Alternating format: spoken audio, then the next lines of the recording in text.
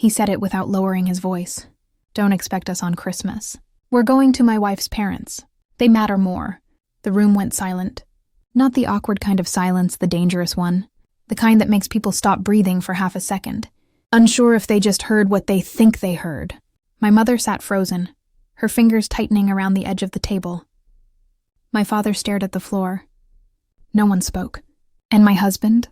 He stood there casually, scrolling through his phone, as if he had just announced a change in dinner plans, not dismissed an entire family. I didn't react. I didn't argue. I didn't cry. Because in that exact moment, I understood something very clearly. This wasn't a misunderstanding. This was a declaration. And declarations have consequences. 6 months earlier, I still believed my marriage was built on balance. I believed in compromise, in shared holidays, in the idea that families expand, they don't compete. I was 33 years old, married for 4 years, working remotely, managing our home, our schedules, our life. I handled birthdays, gifts, logistics, the invisible labor that keeps marriages running, while men like my husband take credit for providing. He used to say, "You're good at this stuff." What he meant was, "You'll handle it quietly." That Christmas conversation didn't start out cruel. It started the way all betrayals do, politely. "We should plan Christmas early this year," he said one evening, leaning back on the couch. "My parents are expecting us." "Of course," I replied. "We usually split the days anyway. Christmas Eve with mine, Christmas Day with yours." He didn't answer right away. Instead, he smiled the kind of smile people use when they already decided and are just waiting to inform you. "No," he said, "not this year." I looked at him. Why? That's when his tone shifted. Not angry, not defensive, authoritative. "Because my wife's parents matter more," he said. "They've done more for us. This is what makes sense." He didn't say we decided. He said I decided. At first I thought I misunderstood. Surely no grown man says something like that out loud and expects it to land well. So I asked calmly, "What do you mean by matter more?" He sighed, irritated as if I was forcing him to explain something obvious. "They're more involved in our lives, more supportive, more relevant," he said. "I don't want drama this Christmas." Drama, that word men use when they mean your feelings. Inconvenience me. I nodded slowly, not because I agreed, but because I was starting to see the pattern. That night I couldn't sleep. Not because I was hurt, but because my mind wouldn't stop replaying past moments I had ignored. The way his mother corrected me in front of others. The way my family was treated like a backup option. The way decisions were always framed as practical, never mutual. I realized something uncomfortable. This wasn't about Christmas. Christmas was just the stage. The real issue was hierarchy. And in his hierarchy, I was expected to accept that the message that confirmed everything. I wasn't snooping. I never had before. I was using his tablet to check a recipe when a notification popped up. A family group chat I wasn't part of. The preview message read, "Good, she doesn't need to be there anyway. This is our Christmas." She, not my name, just she. I sat there staring at the screen, feeling something settle inside me, cold, solid, unmovable. People think betrayal always hurts first. Sometimes it doesn't. Sometimes it clarifies.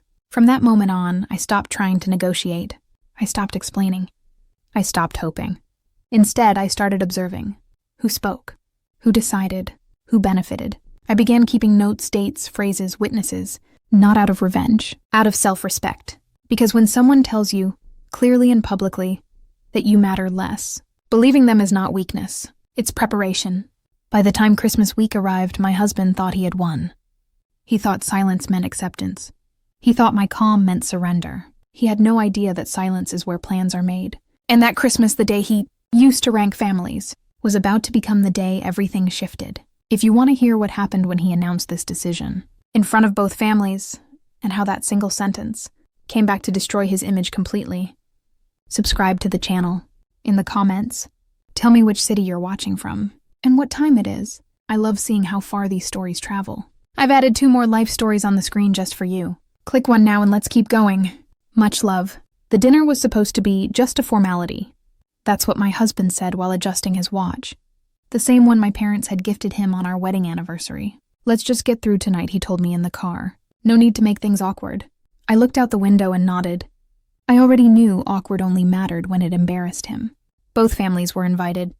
That alone should have told me something was off. His parents, my parents, his sister. A few relatives, 1 table, 1 living room, 1 stage. Marcus sat at the head of the table like he owned the air.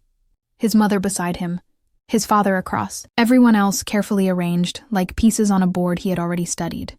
I was placed next to the edge, not beside him, near the exit.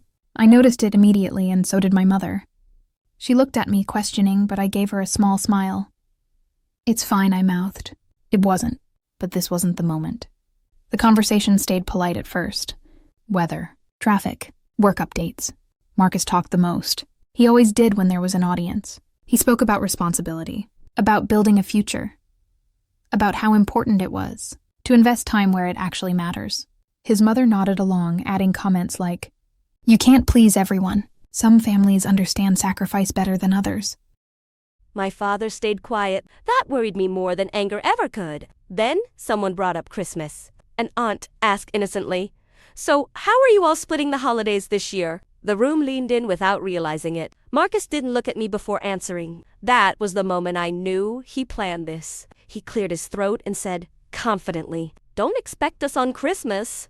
We're going to my wife's parents. They matter more." The sentence landed like a plate, shattering on the floor. My mother inhaled sharply. My father's jaw tightened. Someone laughed nervously, thinking it was a joke. It wasn't. Marcus smiled, proud, satisfied. "Certain they've done more for us," he continued. "It's just logical. No offense. No offense." The favorite phrase of people who know exactly what they're doing. I watched everyone's faces change. Shock, confusion, discomfort, and something else. Judgment. Not toward me, toward him. Marcus didn't see it. Men like him never do. He thought silence meant approval. He thought power meant volume. He thought ranking people out loud made him look decisive. My mother didn't cry. She didn't argue. She simply folded her napkin and placed it on the table. "I see," she said quietly. 2 words. That was all. My father stood up. "Thank you for dinner," he said, voice calm but tight. "We won't impose further." Marcus blinked. "No one said you had to leave." My father looked directly at him for the first time that night. "You just did."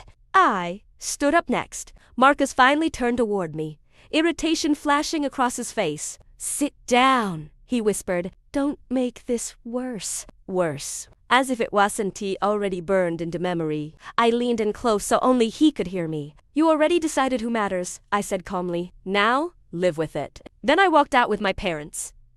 No shouting. No more sin. Just silence, the kind that follows consequences. In the car, my mother finally spoke. "Is this how he treats you all the time?" I didn't answer right away, because answering would mean admitting something I had avoided for too long. "Yes," I said finally. And in that moment, something shifted. Not anger. Clarity. That night, while Marcus stayed behind explaining himself to his family, I sat in my childhood bedroom staring at the ceiling. I wasn't heartbroken. I was awake. For the first time, I understood this truth. When someone tells you that you matter less and then proves it publicly, they are not confused. They are finished. And Christmas. Christmas was no longer the problem. It was the deadline. If you want to hear what happened the next morning when Marcus realized silence didn't mean submission and how one sentence came back to dismantle his authority completely. The next morning, Marcus acted like nothing had happened. That was his first mistake. He walked into the kitchen, whistling, coffee mug in hand. Scrolling through his phone like the night before had been a mild disagreement instead of a public humiliation. "Did your parents get home okay?" he asked casually without looking at me. I didn't answer, not out of spite, out of recalibration. He glanced up, irritated. "I asked you something." "They did," I said calmly. "They left early. You made sure of that." He scoffed. "You're exaggerating. Everyone's so sensitive these days." Sensitive, that word again. Men use it when they don't want to apologize. Marcus leaned against the counter and finally looked at me.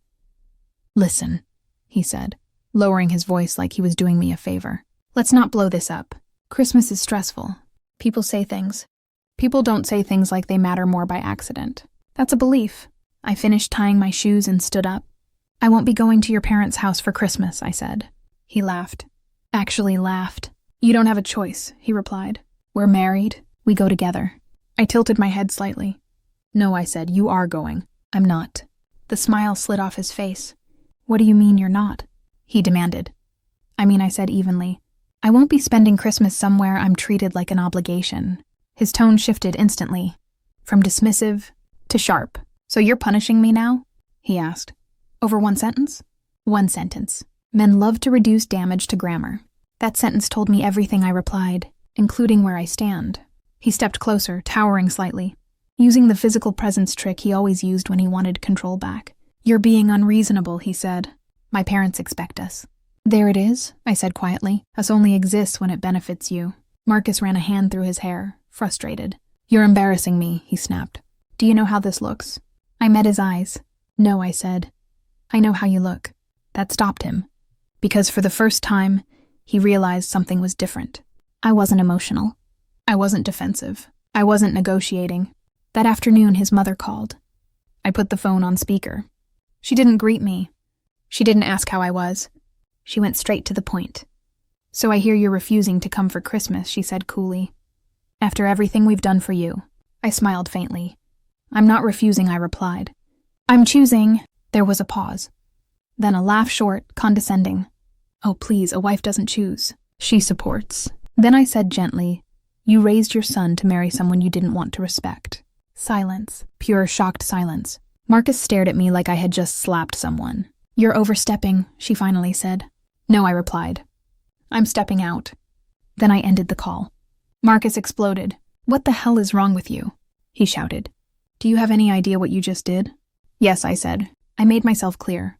You're tearing this family apart. I took a breath. No, I said slowly. I'm just not holding it together alone anymore. That night, Marcus slept on the couch. Not because I told him to, because he didn't know how to talk to me anymore. And that scared him. While he slept, I packed a small bag. Not to leave forever, not yet. But to remind myself I could. I booked a ticket, not to my parents' place. Somewhere neutral. Somewhere quiet. Somewhere mine. Because here's the truth. The moment you stop accepting disrespect quietly is the moment people accuse you of being difficult. And that's how you know you're doing it. Right? Marcus noticed the bag the next morning. It wasn't hidden. That was intentional. He stood in the doorway, eyes fixed on it like luggage had personally offended him. What's that? He asked. A bag, I replied, buttoning my coat, for a few days. His jaw tightened. You're leaving? I'm stepping back, I said calmly. There's a difference. No, there isn't, he snapped. You don't just walk out because of a disagreement. I finally looked at him. This wasn't a disagreement, I said. It was a revelation. He followed me into the kitchen, panic creeping into his voice. You're blowing this way out of proportion, he insisted. My parents didn't mean it like that. They said it exactly how they meant it, I replied. And you backed them. Marcus leaned forward, lowering his voice again, trying a new tactic. You're making me look bad, he said. People are already asking questions.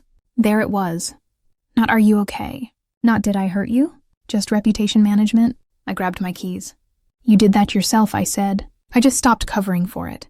He laughed bitterly. So what? Now you're the victim. I paused at the door. No, I said, I'm the witness. That scared him more than anger ever could. The days apart were quiet. Too quiet. No yelling. No pleading. Just messages. We need to talk. You're being dramatic. My mom is upset. This is getting embarrassing.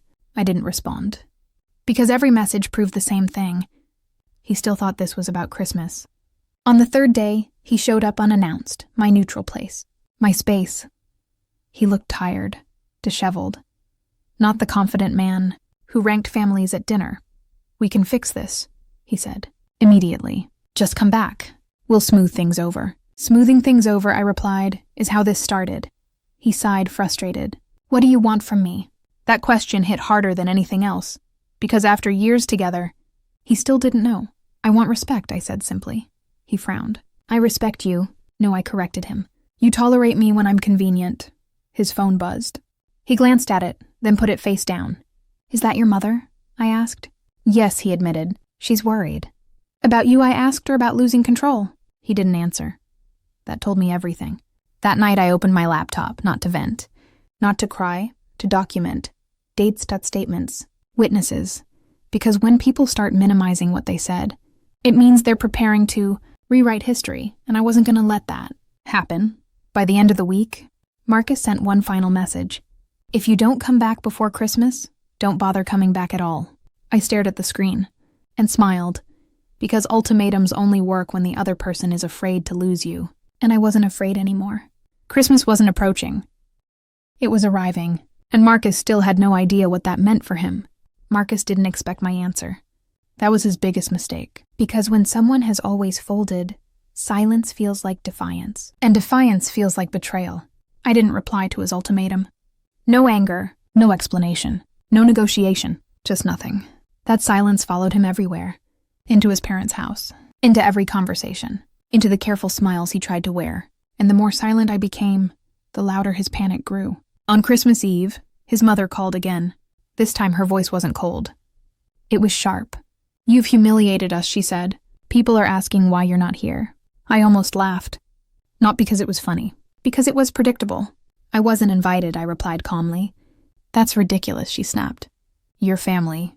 No, I said. I was told very clearly who matters more. There was a pause, then the shift, the guilt. You're tearing Marcus apart, she said. He's not eating. He's stressed. Is that what you want? I leaned back in the chair. No, I said. But it's not my job. To protect him from the consequences of his choices. She hung up. That night I spent Christmas Eve alone. No drama, no tears, just calm. I cooked a small meal, watched a movie, called my parents. They didn't ask questions. They didn't push. They just said, "We're proud of you," and for the first time in years, I believed them. Meanwhile, Marcus sat at his parents' table, an empty chair beside him. People noticed. Whispers started. Where's your wife? Is everything okay? He laughed it off at first. Work stuff. Family misunderstanding. But lies rot quickly under holiday lights. Later that night, he stepped outside to call me. I answered. His voice cracked immediately. This wasn't supposed to happen, he said. You were supposed to come back. I closed my eyes. There it is, I said. You don't miss me, you miss control. That's not fair, he snapped. I chose my parents. That's normal. No, I replied. You ranked people, and now you're alone. He went quiet, then softer. Come home, he said. We'll fix it. I looked around my quiet room. I am home, I said. And I meant it. Christmas morning arrived. No messages. No apologies. Just a photo posted by his sister. A family picture. Perfect smiles. One gap. The caption read, "Family is everything." I saved the screenshot. Not out of bitterness, out of evidence. Because people love rewriting stories. And I was done being erased. That afternoon, I received an email. Not from Marcus. From a lawyer. Subject line, consultation request, family matter. I stared at it for a long moment, then smiled. Because Christmas didn't break my marriage, it exposed it. And exposure always comes before truth.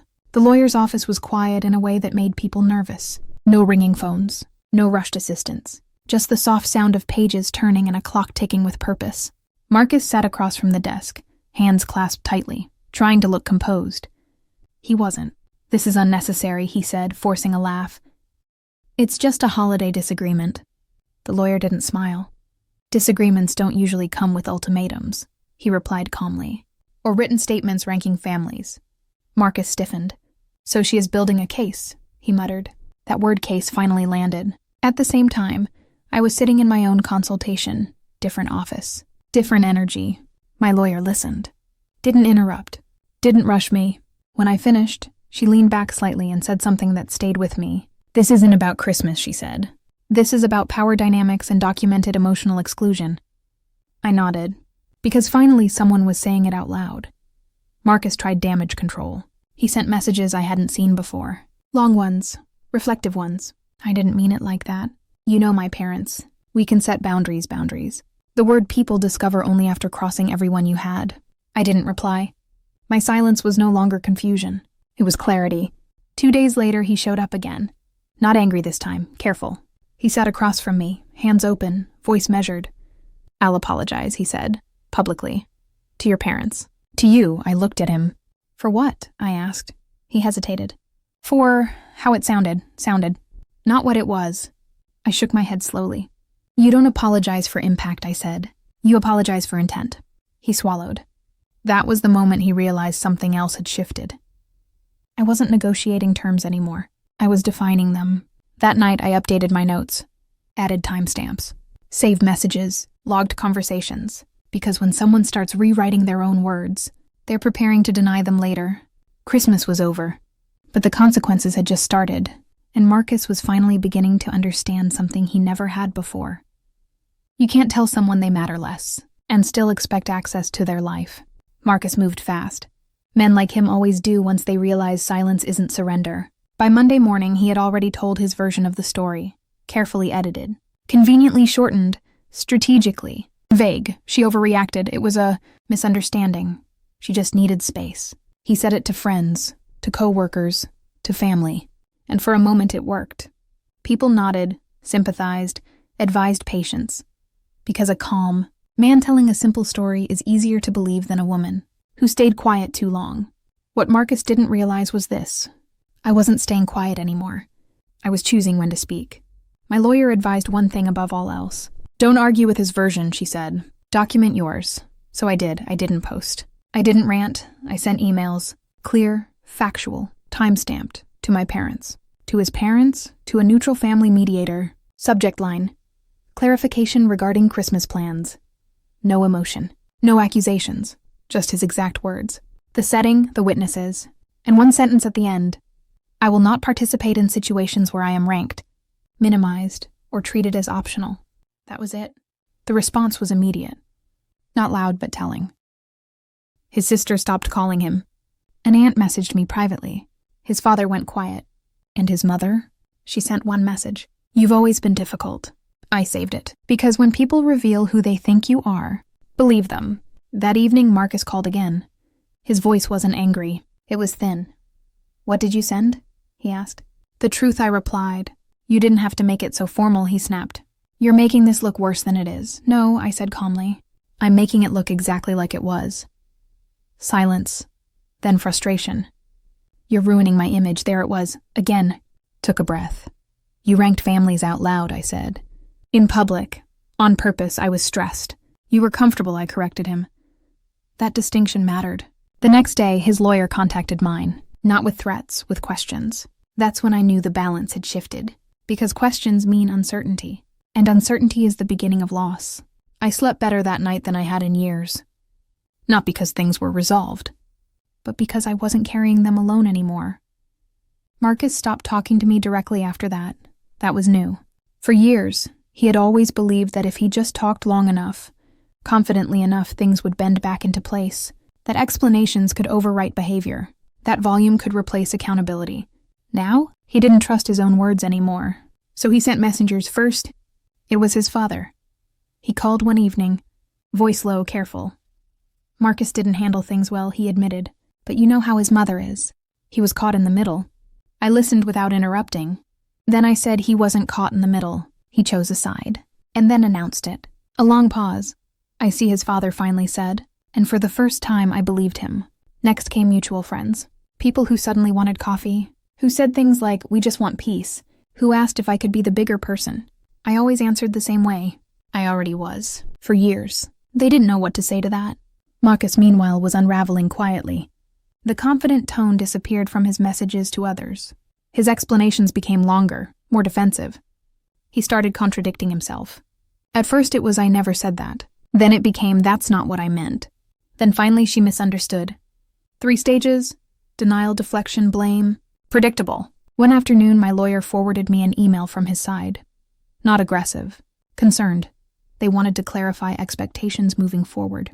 That phrase told me everything. Because when people want clarity, it's usually because they're losing leverage. That night, Marcus broke his silence.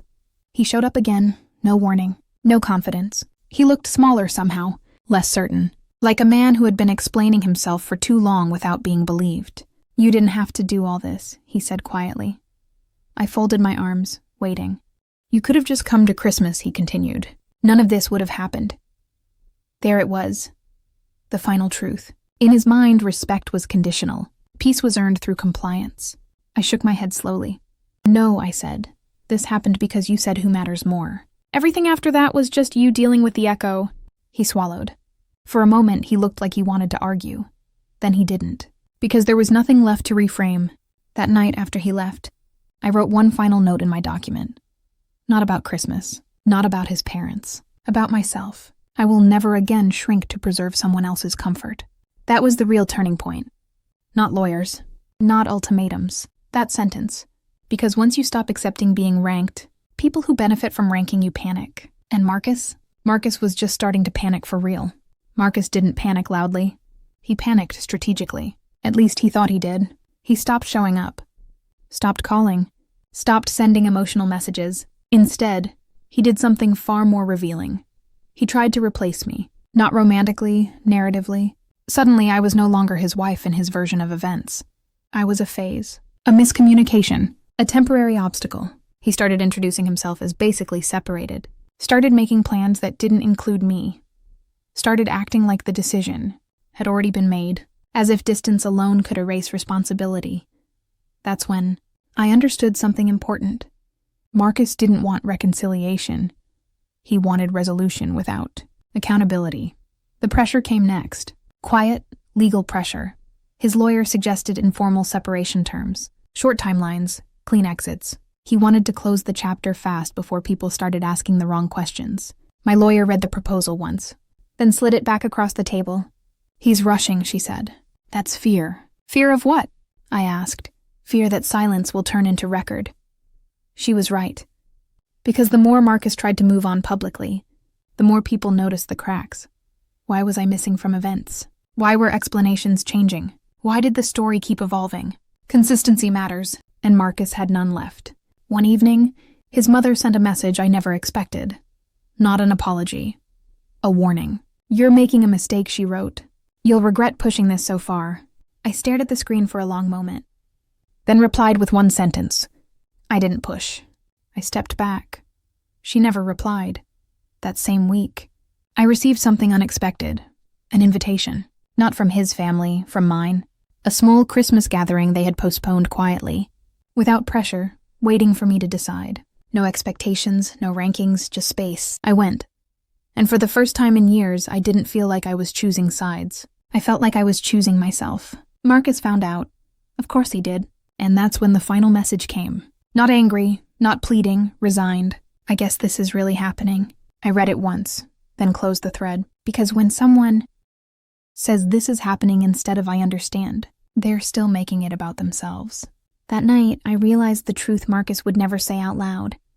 He didn't lose me when I left. He lost me when he decided I mattered less and assumed I'd stay anyway. If you want to hear what happened when the final decision was made and how Marcus reacted when control was no longer even an option, the final decision didn't come with drama. No shouting, no last-minute pleas, no cinematic breakdown. That's what Marcus expected. That's what he wanted. Instead, it came quietly like a door closing without a slam. We met one last time in a neutral office. Parents, no. Lawyers in the room. Just two people sitting across from each other with nothing left to negotiate emotionally. Marcus arrived early. I could tell by the way he sat straight-backed. Hands folded, rehearsed calm. He looked like someone preparing to be reasonable, which usually meant he was preparing to be forgiven. "I've been thinking," he began. "We both made mistakes." I didn't interrupt. "When I said what I said about Christmas, it came out wrong," he continued. "But you know I didn't mean you didn't matter." There it was again. Didn't mean. Not was wrong. Not was harmful. Just misinterpreted. I waited until he finished. Then I spoke. "Marcus," I said evenly, "this isn't about what you meant. It's about what you revealed." He frowned. "Revealed?" "Yes," I said. "You revealed how decisions are made, who is prioritized, and who is expected to adjust quietly." He shifted in his chair. "That's not fair." "No," I replied. "It's accurate." He leaned forward. "So what? This is it?" he asked. "Because of one sentence?" I met his eyes. "No," I said. "Because of how natural that sentence felt to you. That landed. Harder than anything else I'd said." There was a long silence, not tense, final. Then he nodded slowly, like someone accepting a verdict they don't like, but can't appeal. "I never thought you'd actually leave," he admitted. Didn't smile, I know, I said. The paperwork was straightforward. Calm, professional, clean. No fights over dates or possessions. Because this wasn't a breakup driven by anger. It was a separation driven by awareness, and awareness doesn't bargain. When we stood up to leave, Marcus hesitated. "You really won't come for Christmas ever again, will you?" he asked quietly. I paused, then answered honestly. I won't go where I have to earn basic respect. That was the last thing I ever said to him later that evening. I sat alone in my apartment, quiet, peaceful, not empty. I brewed tea, opened a book, let the silence exist without filling it. And I realized something powerful. Christmas didn't end my marriage. It exposed it, and exposure is a gift, even when it hurts. If this story resonated with you, subscribe to the channel. In the comments, tell me which city you're watching from and what time it is. I love seeing how far these stories travel. I've added 2 more life stories on the screen just for you. Click one now, and let's keep spending time together. Much love. People still ask me about it sometimes. Not directly, not boldly. They phrase it carefully, like they're testing the ground. So, what really happened? Was it just a holiday thing? Do you ever regret it? I always answer the same way. No. Not because it didn't hurt. Not because it wasn't hard, but because clarity is expensive, and I paid for it once. I'm not buying confusion again. Here's what I learned, and what no one tells you plainly. Disrespect rarely arrives screaming. It arrives confident. It arrives dressed as logic, as tradition, as this just makes sense, and if you don't challenge it the first time, it starts calling itself normal. Marcus didn't wake up one day and decide I mattered less. He had believed it quietly for a long time. Christmas just gave him a microphone. I used to think strong women were loud, unapologetic, confrontational, always ready with a speech. I was wrong. The strongest moment of my life wasn't when I argued. It was when I stopped explaining. If you're listening to this story and something in it feels familiar, the rankings, the dismissals, the way silence is expected from you, pay attention to that feeling. It's not insecurity. It's your intuition asking you to stop negotiating your worth. You don't need permission to matter. And anyone who tells you otherwise has already told you everything you need to know. If this story helped you see something more clearly, subscribe to the channel. In the comments, tell me which city you're watching from and what time it is. I really do read them. I've added 2 more life stories on the screen just for you. Click one now, and let's keep spending time together. Much love.